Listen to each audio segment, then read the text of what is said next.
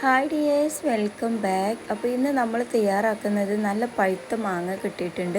അത് വെച്ചിട്ട് അടിപൊളി ജ്യൂസാണ് കേട്ടോ. ഇതിലേക്ക് ഒരുപാട് ഐറ്റംസ് ഒന്നും ചേർക്കാതെ നല്ല ഫ്രഷ് ആയിട്ടുള്ള ജ്യൂസാണ് തയ്യാറാക്കുന്നത്. അപ്പോൾ നിങ്ങൾ വീഡിയോ സ്കിപ്പ് ചെയ്യാതെ കാണാൻ വേണ്ടിയിട്ട് ശ്രമിക്കുക. അതുപോലെ തന്നെ ആദ്യമായിട്ട് വീഡിയോ കാണുന്നവരുണ്ടെങ്കിൽ ഒന്ന് സബ്സ്ക്രൈബ് ചെയ്ത് സപ്പോർട്ട് ചെയ്യണേ. അപ്പോൾ ഇതാ മാങ്ങയുടെ ഈ തൊലി ഒന്ന് ആദ്യം പീൽ ചെയ്ത് കളയണം കേട്ടോ. ഇത് പീൽ ചെയ്ത് കളയാതെ അടിക്കാം, പക്ഷേ നമ്മൾ ഒരുപാട് ഇങ്ങനെ അരിച്ചരിച്ച് എടുക്കേണ്ടി വരും. അപ്പോൾ അതില്ലാതിരിക്കാൻ വേണ്ടിയിട്ട് ആദ്യം തന്നെ നമുക്കിതുപോലെ ഒന്ന് പീൽ ചെയ്ത് ഒഴിവാക്കാം അതിൻ്റെ തോലൊക്കെ. എന്നിട്ട് നമുക്കിത് ചെറുതായിട്ട് കട്ട് ചെയ്തിട്ട് മിക്സിയുടെ ജാറിലേക്ക് ഇട്ട് കൊടുക്കാം. പിന്നെ ഈ മാങ്ങ ജ്യൂസ് തയ്യാറാക്കുമ്പോൾ ഇതിൻ്റെ കൂടെ ഒരുപാട് ഐറ്റംസൊക്കെ ചേർത്തിട്ട് പല വെറൈറ്റീസൊക്കെ തയ്യാറാക്കും. പക്ഷെ നമ്മളിപ്പോൾ നോർമലായിട്ടുള്ള ഈ ഒരു മാങ്ങയുടെ ടേസ്റ്റ് കളയാത്ത രീതിയിൽ ഒരു അടിപൊളി ജ്യൂസാണ് കേട്ടോ തയ്യാറാക്കുന്നത്.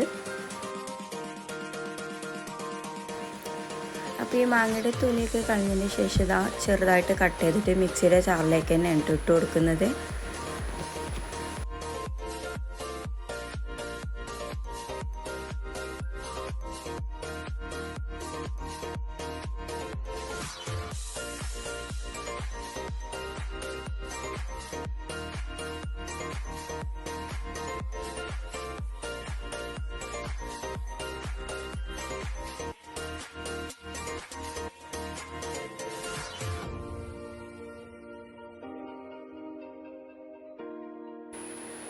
ഇനിയിപ്പോൾ ഇതിലേക്ക് ആവശ്യത്തിനുള്ള പഞ്ചസാര ചേർത്ത് കൊടുക്കുന്നുണ്ട്. അപ്പോൾ ഈ പഞ്ചസാര കുറച്ച് അളവിൽ മാത്രം ചേർത്ത് കൊടുക്കട്ടെ, കാരണം എടുത്തിരിക്കുന്ന മാങ്ങ അത്യാവശ്യം നല്ലോണം മധുരമുള്ള മാങ്ങയാണ്. അപ്പോൾ പഞ്ചസാരൻ്റെ അളവ് കുറക്കുക. ഇനിയിപ്പോൾ ഇതിലേക്ക് നല്ല തണുത്ത വെള്ളം കൂടി ചേർത്തിട്ട് നന്നായിട്ട് തന്നെ അടിച്ചെടുക്കുക.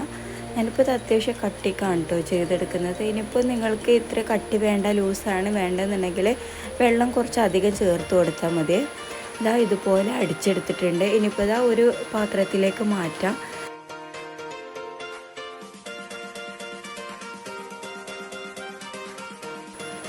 ഇനിയിപ്പോൾ നമ്മുടെ തിക്നെസ്സിന് ആവശ്യമായിട്ടുള്ള വെള്ളം ചേർത്ത് കൊടുക്കുക കേട്ടോ. അപ്പോൾ ഓരോരുത്തർക്കും ഓരോ രീതിക്കാണ് ജ്യൂസ് കുടിക്കാനായിട്ട് ഇഷ്ടം.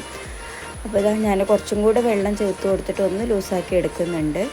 ഇനി ഇത് സെർവ് ചെയ്യുകയാണ്. അപ്പോൾ ഇത് അത്യാവശ്യം നല്ല തണുപ്പോട് കൂടിയിട്ടാണ് സെർവ് ചെയ്യുന്നത്, കാരണം നമ്മൾ ഐസ് വാട്ടറിലാണ് ചേർത്ത് കൊടുത്തിട്ടുള്ളത്. പിന്നെ ഇതിലേക്ക് ക്യൂബൊക്കെ ചേർത്ത് കൊടുത്താൽ മതി. പക്ഷേ ഓവർ തണുപ്പും ഓവർ മധുരമൊക്കെ ആയാൽ നമ്മുടെ ഈ ജ്യൂസിൻ്റെ ടേസ്റ്റ് അങ്ങ് മാറിപ്പോവും.